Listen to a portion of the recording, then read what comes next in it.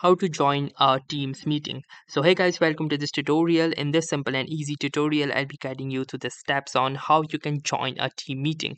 So there are enormous ways on how you can join a team meeting, depends upon how you get invited.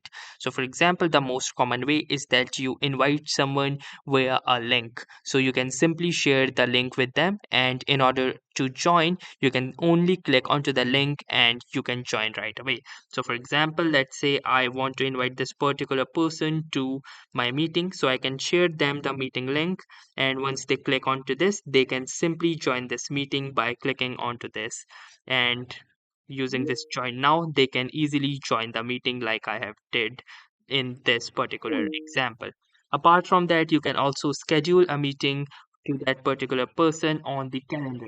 So, for example, if I have any particular meeting scheduled for that person, they will automatically receive the option to join like this. Then there are other methods also for which you can go to the meet option and you can join a meeting with an ID by providing in the meeting ID and the meeting passcode. You can easily click onto this join meeting button and you will be able to join any Teams meeting. So that was all for this tutorial. Thanks for watching and have a nice day.